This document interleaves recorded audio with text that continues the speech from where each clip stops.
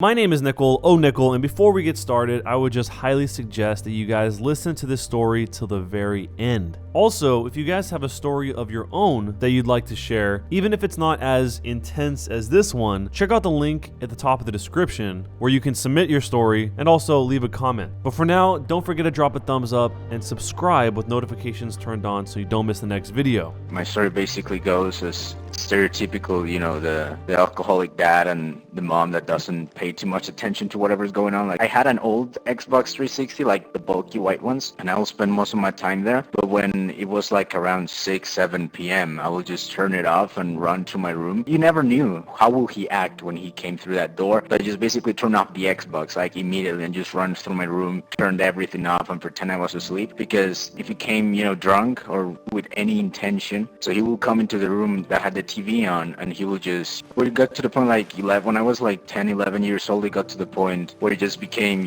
harsher, that I was scared of him, like I was hiding from him in my room. He will start with his hand, he will grab my arm, and then he will hit me on the elbow with the objective to break it. How old are you now? I'm 20 right now. He never actually succeeded in breaking my arm, but he got very close to the point. I had to go to the ER various points, and again, as I said, it just continued on until I was 14, 15.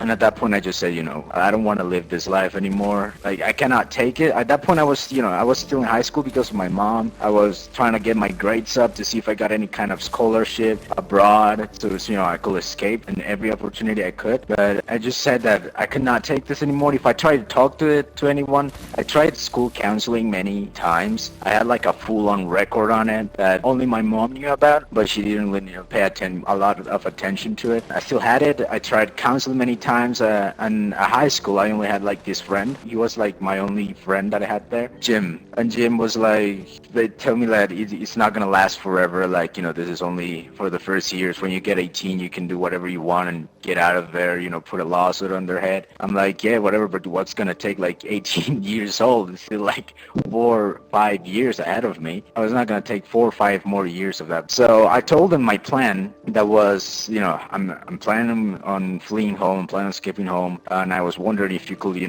help me fake it. And the faking plan was that I would just tell them that I was gonna go to a sleepover at his house, and then basically I would just go from there. So he agreed it. He still told me not to do it, like it's gonna be risky. If you go homeless, like you're not gonna have anything, you're not gonna have health, food, and stuff. And I kind of understood at that point, but again, I just want any better chance of living. Weeks went by planning this, making sure like his parents were out of home so I could sleep peacefully in his house. So we got to it. I packed all of my things, quote. It was just like 3-4 t-shirts, 2 sweatpants, and a lot of food like snacks and stuff. I got out of home. I left my cell phone at the time. I left my cell phone and my keys, my house keys there, because I didn't want them like calling me or stuff like that, and I didn't want to have any like the keys, for example, to let me go inside the house for any reason. So I just left all of that behind, and I just went to his house. We had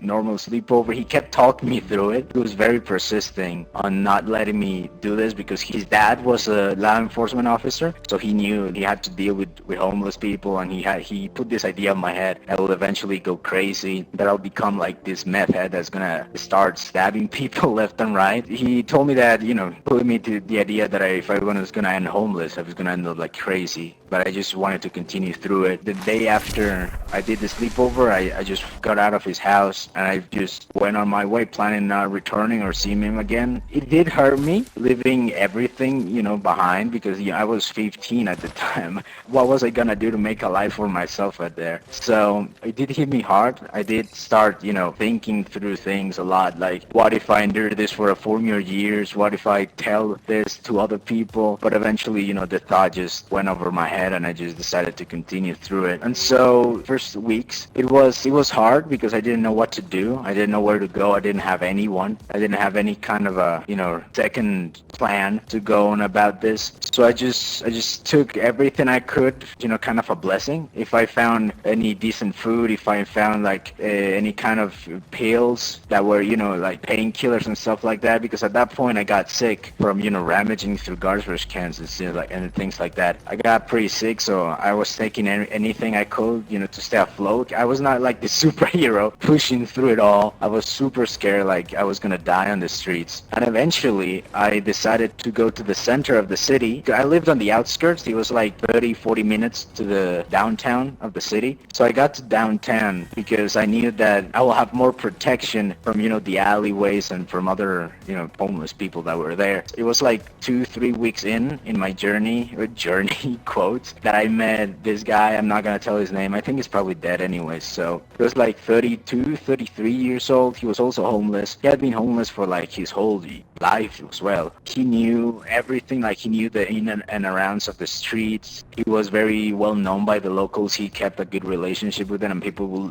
give him food and clothes when they don't need them and stuff like that. I met him because I was wandering the streets, and I was walking to the supermarket, and I was trying to buy this pack of, I think it was Doritos, like these blue Doritos with a few coins that I found around the area. So the clerk didn't want to give me that because, he thought it was, bad money, even though it was like $1 or $2 in coins. But the guy saw me, and he just waited for me outside, and he told me like, hey, are you like, what's wrong with you? And I told him my situation. He was like, I did the same mistake that you did like 20 years ago, and I didn't think it through well enough, and see where I am. At that point, I'm not gonna even like lie about it, I burst out crying because I thought that, I left everything just for a stupid decision at that point. But again, I told him that I was not gonna be able to go through 5 or so years of more things like that. I was tired enough. My body was full of scars, and it was just very, very, very scary stuff. He understood. Like, he was super humble. He was super down to earth. Even like he was homeless, like he didn't care about that. He was super, super humble, and he told me that he could take care of me, like take care of me in quotes. I could still wander around, but if he saw me around, he would give me like anything he had and stuff like that. I was very appreciative of that. He told me that I should try luck at a local hospital to get a treatment for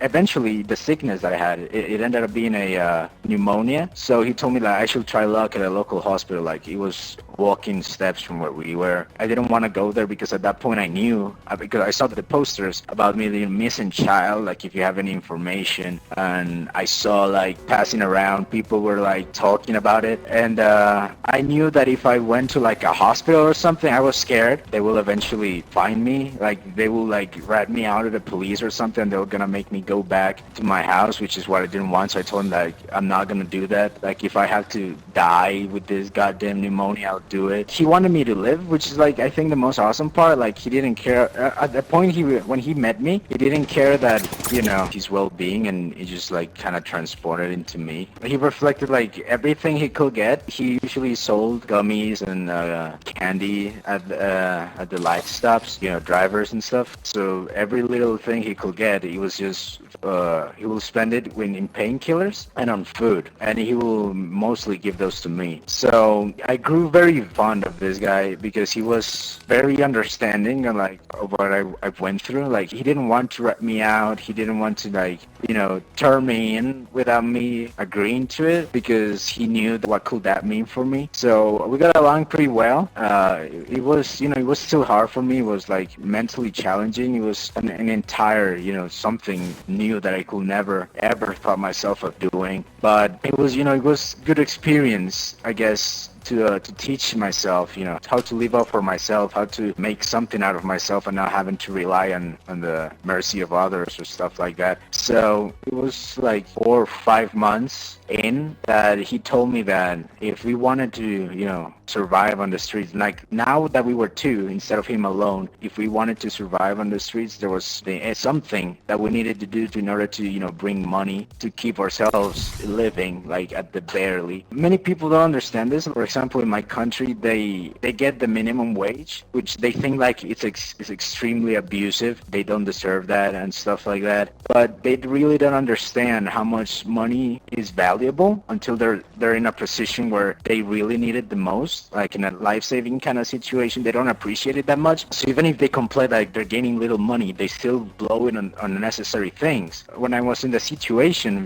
basically having nothing, I understood that any little penny we could have, it basically meant the difference of eating for a week or not eating for a week. It meant the difference of buying any kind of pharmaceutical, even if it was in the black market, or, third hand, any kind of pharmaceutical to keep us awake at night, because we will pass out from dehydration. We will pass out from sickness and stuff like that. Infections could kill us now. I got the realization of these things very fast. Still remember the commodities that I had at home, even through all the hell that I was living. I still had food on my table. I still have any kind of entertainment. I still had good health and stuff like that. But when I was put there, I really understood that all of these things are really important and people really don't appreciate it that much. So he told me if we wanted to survive, we needed to do something. We needed to bring money somehow. He put like various options on the table that he had been considered for a while, like with other people he had met. First one was prostitution, but it wouldn't work out because of course I was not a girl, so it wasn't as profitable. And the second option was drug trafficking. And again, as I told you, I'm from Colombia. If people know Colombia, our culture is very, very, very permeated in drugs. So it was eventually was gonna happen. I already thought to myself the first moment I left that one way or another I'm gonna end up either selling drugs or I'm gonna end up in a gang that traffics to large scales and stuff like that, because that will be the only way of surviving when I don't have the commodities of a normal family. He told me the plan was that he had a lot of these reserves that he had accumulated over the years. He had a couple contacts, people he knew that will lend him the drugs for him to sell, and share. They will split the shares and stuff. So it was pretty easy for him to get like big amount of money. Like in a month, he could be making anywhere from $2,000 to $6,000 all from drug money, and he would spend that. Obviously, first was food, and the second was getting more drugs, not only for himself but also to sell. So he explained to me that since we were two now, the most profitable thing that we could do was that for me, I will act as a mule. He will give me the packets and he will tell me where to deliver them and to who, and I will just go there, give them what they want for, get the money, and then just bring it back to him, and then he will buy anything that we may need. I was super scared of this because I had read like on the news, and I have seen videos. I've heard people talk about how the streets are ruled by drugs, and if you are caught doing something that you shouldn't, you're gonna get killed immediately. People are gonna shot you because you were dealing drugs to the wrong people. And so I was scared, like I'm gonna get killed doing businesses like this. But at the same time, there was nothing else I could possibly do. Like, many people don't understand how taxing this is, not only physically but mentally, because you see it like on the movies and series and stuff like that. Like trafficking is so easy, or being a mule is so easy. Like in and out, you get the money, it's over. But in reality, like you have to be careful of a lot of things. You have to keep in mind a lot of things. And when I started my first trade, I was principally scared of other mules, because the city at that time was very, like still is, but at that like couple 3, 4, 5 years ago, it was still tainted a lot by drugs. Like drug money was the thing that moved everyone around. So the main thing that I was scared about was like if I encounter another, because they knew each other, so if they saw someone that wasn't from their gang or from their group dealing drugs, they will of course alert everyone else, and I could end up dead pretty quickly. So I did it very fast. Like I literally ran between the 2 points. I delivered the thing. He didn't ask. That's the thing. Like the people that do this kind of jobs, they're like extremely devoid of anything. When I got to the guy, he was like 23, 24. He looked very, very young. He asked me like if I came from the homeless guy. I'm like, yeah, like here's your stuff. It should be X Colombian pesos, and he just delivered that to me, and then he just got into his car and drove off. And I was impressed by this because I expected everyone to be like, super secrecy about it, like keep a low profile and stuff like that. But this was like on broad daylight, not even in a corner. It was like in the middle of the street, and the guy was just like, we did that in less than 10 seconds, and I was out of there. And I was thankful that it was fast, but I was also surprised. People that did this kinds of stuff, they don't care about anything else but getting their drugs. So I got back to the homeless guy. I'll call him H. H was, he was very interested in me keep doing this, because apparently a lot of people knew him, like a lot of other drug people knew him, that he was doing his business around town and stuff like that. So he had to be very careful, but he was actually thankful that I could be used as the mule, so he didn't have to get involved in those kinds of situations. And I mean, I get it, but at the same time I wasn't a fan of that, because it will mean that if something goes south, the one getting shot at or the one getting killed is gonna be me and not him. But you had to do what you had to do. At that point, I kept doing it. I kept doing it back and forth. Like, I will do 5-6 trades every day. 1-2 months go by, it started to get a lot worse. The business was working at first when we started out. The more trades I kept doing, the more drugs he kept getting a hold of. It started, to raise some suspicion from other people. People around the area already knew that he was doing, but they didn't expect me. Like, I was a new face around there, so they didn't expect me to be doing that kind of stuff. It got to the point where there were police patrolling the entire neighborhood over and over, 5-4 times every single day, looking for me, because people had reported me as the trafficker, because they didn't want to snitch out age. They were reporting me, so there were people writing on me. And of course he told me that we needed to keep a low profile if neither of us wanted to get taken in. It kept going like this. Like, things weren't getting any better. There started to be a lot of shootings, and we just eventually decided that we were just gonna stop this. Like, this was 2 months in. We just decided that we're not gonna keep doing this, at least not here for the time being, because the neighborhood is hot. So I just kept doing, just standing around trying to help him with whatever at the light stops. I would start selling gummies, and that's eventually how we got most of our money. When one of his providers, one of his dealers got killed by another rival gang, he just told me, like, it's not safe to stay here anymore. Like, you need to go. Like, he sat me down. That guy was just, I wouldn't call him a parent, but he will know, just like a friend that you knew since childhood. I consider him like that. He literally sat me down on, like, this old, rotting chair, and he just showed me, like, you need to get out of here. You need to go to a foster home. You need to turn yourself in and just start living a life for yourself. If you get taken in and get back with your old family, just tell the judge or tell the police or whoever wants to know that your old family, they were pieces of, and you need a new family, that you need to live a better life for yourself without those kinds of people doing that kind of stuff. Because from what I can see, you're just a perfect human being. You have so much to live for. You have so many abilities. You're super intelligent, and it will be a waste to see you go away or die or something like that. He told me I needed to get out of there because he didn't want me to get killed. So I agreed with him. He was like, very emotional, kind of farewell, but I eventually ended up turning myself in. I went to the police station. I grabbed one of the pamphlets outside of the station. They have, like, this huge, like, billboard filled up with missing people or any criminals they're looking for. So I took my own picture and I just showed it to them. Like, I'm this kid. I've been missing for 2 months, and I would like to turn myself in. He did a lot of calls. I told him about my family. I told him about all the things they did. I showed him the scars. I also told him that I had an advanced case of pneumonia. I didn't get the pneumonia because of the abuse. I got the pneumonia for being homeless, but I wanted to preface the pneumonia to make the case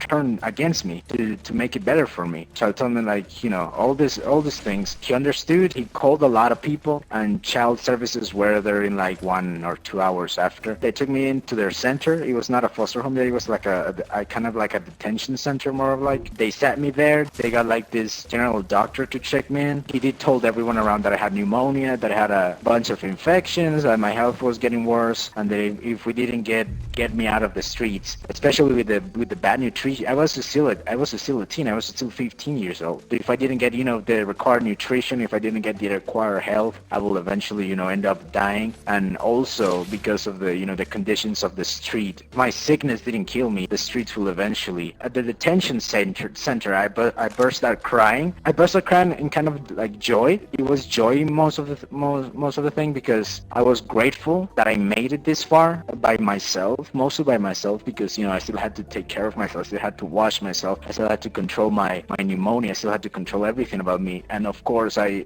was grateful that I found someone like H to take care of me. It was over. For the most part, it was over, because I wasn't living on the streets anymore. I wasn't living with my parents anymore. I just kind of accepted what was going on in the future, like whatever the future wanted for me, wherever I was going to end up in. I was just grateful that it was there and not where I have been in the past. This got to a long discussion. It was like a 3-4 month long lawsuit, a case that child services put against my parents. They had me, testify for child abuse. At that point, I was under protection of the state, so whatever I said was taken as factual by the state. I told everyone. I told the nurses at the child center. I told like every person that I could what they did to me. I told them the reasons I had to for fleeing home. I did mention to them that I was involved with all these drug related things, but I didn't mention age because I was scared that they will tell the police and then he will get arrested or whatever. Before I got detained while I was doing the trades with drugs, I eventually got hooked up on it. It felt like the moment I injected it, like my veins were starting to fall off. Like I felt them like cracking and they were starting to fall off. Hold on.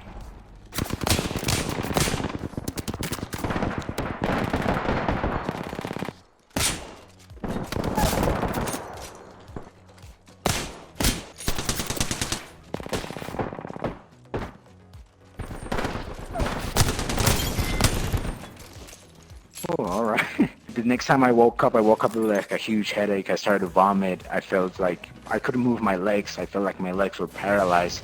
But I kept doing it because whenever I was blacked out, I kept dreaming about, a better life for myself. I started dreaming like years in the future. I imagined myself like going to college, like buying a car and stuff like that. So whenever I was blacked out, I kept dreaming about it and I kept doing it for that exact same reason because I liked to dream about that. When I left H, when I got taken into child services, they asked about my arm and they said like, what's going on there? And I told them that I was addicted, and they, of course, immediately took it top priority to detox me. Eventually, as time went through, the case was passed against child services. They won the case and they took a hold of me and they sent me to my first foster home. The first foster home was really nice because that's where I met a lot of people that I know today that they got out of that as well. There were just two nurses that when we got taken in, they greeted us like super warmly. Like it felt like a real home there in the foster home. And there was this big hall, and besides the hall, like at the walls of the hall and on each side of the hall, there was these little rooms. Fun rooms is what the people call them, and these rooms were filled with everything. They were filled with toys. They were filled with like craftsmanship stuff. They were filled with like Lego blocks, these learning blocks too. There was one room that had a TV and an old SNES, Super Nintendo, I think is what it's called. That I had an old SNES and we just played on that. We will take turns, obviously, but we will play on that a lot of the time. The time I spent there wasn't very long because I started to get into fights. I started to get really aggressive from people. When they delivered the food rations, they were big. They were big enough rations for everybody, but I still coming from not eating for weeks, I wanted more. So when another kid saw me asking for more food, he would like get angry, like, hey, what are you doing? Like, you can't be asking for more food. Look at how many of us there are. Like, you can't just get all the food for yourself. And I'll just push him away and I'll just throw myself into him on the ground. I was a lot retained. I was eventually I ended up just eating by myself with just me waving to the nurses. Like, I started making fun of the nurses, but not in a bad way. Like I knew they were working for my betterment, but I was a kid back then. I didn't know any better, so I just started waving at the nurses from across the hall, and they will like look me, like they will frown their eyebrows, like see if I was doing something, and I was just making fun of them. Eventually, I got into so many fights. That's when I actually, since my elbow was already damaged from my dad, I eventually broke it. The forearm bone just snapped out of my arm. I got that, treated, of course, there. Not very well because, it was like the facility depended on donations. It was a non-profit organization. So they depended a lot on donations, and most of them couldn't help up, keep with all the health expenses that they could. So I got treated for it, but it wasn't, it didn't heal as it was supposed to heal. So I still have, a little bit of trouble moving my arm. But I was very grateful for that foster home, even after all the problems I caused there. I was very grateful that they would allow me to take me in. But of course, they had to move me out because I was causing a lot of problems they couldn't afford because I was making so many damages to the property and to other kids and stuff like that. But they moved me in to a government-issued facility that, was taking care of the government. So the pros of this is that it had better healthcare, it had better nutrition, the facility was much larger, there were a lot of other kids. But on the wrong side of this is that it would be more strict. Like it basically treated it as a rehab center for kids. So anything I did was, it was seen wrongly by them. So when I was heading into my 16th birthday, that's when I understood like I had to, chill the fuck down. I need to stop being so aggressive. I need to stop, being such an asshole to everybody. In that foster home, since it was issued by the government, and as I told you in the doc, they had nexus, they had ties to one public school of the area. So while I was there, I was able to complete the rest of my high school. When I flew home, I was in my 7th year, and here in Colombia, you finish high school at the 11th year.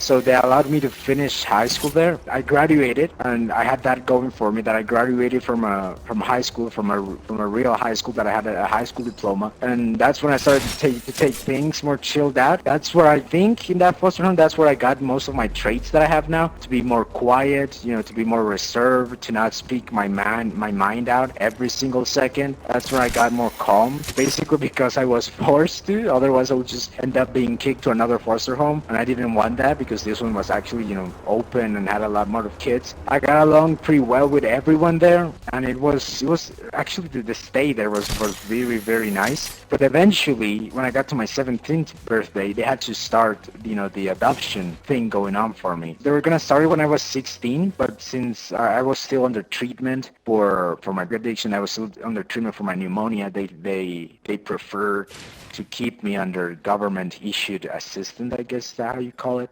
until I was better. So when I got to my 17th birthday, that's when I got the process of adoption going for me. So I was put up for adoption. I stayed there for like 2-3 months. If you didn't get adopted, you will get out of there as a citizen. You will get out. You will get there and get your ID. You will get an internship in the foster home to work as an assistant, like as a paid professional assistant. So they were thinking that about me, that I would just end up being, a worker for them. But eventually, I wasn't. This is when I met Sarah. That's her name. That's the name of my mom, Sarah. Sarah came in one day. I remember that day exactly because it meant so much to me. She came wearing a dress. Like she is this 40-year-old woman, like super nice. Like she's super short, like she's shorter than me. But she came in wearing like this floral dress and like this necklace, this white, I think it was white gold or something. I don't know, but it was like this white necklace. And I just saw her, and I was at the counter. I was at the reception of the foster home there because I was helping moving some crates. They trust me enough with that. They trust me enough to move crates around, to move paperwork, to stay with administrative positions of there because they trust me enough. I stopped making so many trouble there, so they trust me enough to allow me to stay near the workers. So I was just sitting there at the reception, and I started walking in, and she told me like she wanted to go through the process of adopting a child. I was nominated. It was not right there on the spot because she had to fill up a lot of paperwork. But after a couple weeks of that being solved, I was nominated as one, and we had these interviews. So every kid that was nominated, that was selected, I guess, that will fit better with her lifestyle and whatever she could give to the kid. Every kid was interviewed. At my interview, she was sitting down. I sat across her in another metal chair, and the nurse put the paperwork on her hands, like all my information, all my background and everything. That is what scared me the most, because I felt that that Sarah was different. She had this kind of aura radiating from her. Like she was super, super, super, super, I don't know how you say it, like humble, like, caring of others, super loving of others. So I was really nervous. I was super nervous and scared that when she read my background, that I was involved with drug trafficking, that I was involved with being homeless for a long time, that she will eventually just back out from it, that she didn't want me there. So we sat there, she read through that, and then she looked me dead in the eye, and she told me like, well, do you think you can use a mop correctly? And I told her, yeah, I can use a mop. She told me that, do you think you can clean up furniture, take out my dog? Do you think you can help me carry out groceries? Do you promise not to escape from home again if we end up going through this? I'm like, yes, ma'am, I promise I'm not going to escape anything. I'll help you with anything you can. Then after I said that, she took another look at the paperwork. She looked back at the nurse, and then she looked back at me, and then back at the nurse, and she said, I think this is the one I love the most. And then I just sat there, like in complete confusion. Like, is she gonna take me? Like, what was that supposed to mean? And then the nurse looked at me like, hey, you're getting adopted today. I'm like, yeah. I was I was super happy at that point. Like, holy, this is life changing. She stood up, Sarah stood up, I stood up, we hugged, and then she was like, "You're gonna come home with me and you're gonna live the life you deserve to live." And I cried on her shoulder. I jumped around the room when she got out, and I was just super happy. I thanked the nurse, I hugged the nurse, and after a month of the interview, we got all the paperwork done, all the things signed and cited, and I was ready to go live with her. When I got into her car, she had like this little sedan. I was actually really nervous because I was gonna live the rest of my life with this, basically a stranger to some extent, because it was just like months notice of when I knew her, and I was just gonna live the rest of my life with her. She looked through the mirror, like the big mirror on the front. She looked at me, "Are you ready?" I'm like, "Ready for what?" She's like, "Are you ready to live?" I'm like, "Yeah, I guess I'm ready." And we went to her home. Her home was in the city. It was a small apartment, but she had a husky, a big husky dog. I just pet that husky dog. She showed me every room. She went to like a store, and it was like this big paper that said my name, her name, and that I was officially being adopted, that I was officially in her care. She got this like in like a little, the thing she put photos on. How do you say that in English? Frame? Yeah, frame. Yeah, sorry.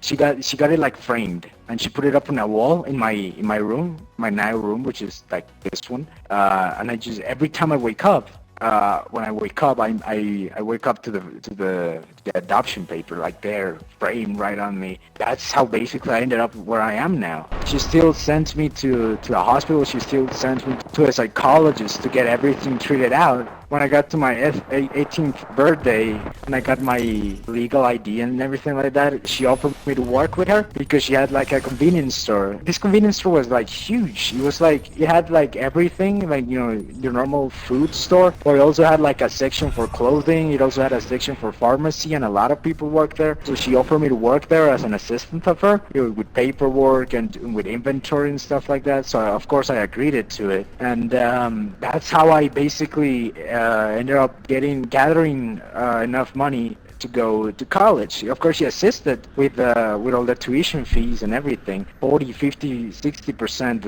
of the total fees were of the money I was making working with her. It's been 2 years since I've been working with her. 2 years. The same day I got my ID, she basically enlisted me to a local shop.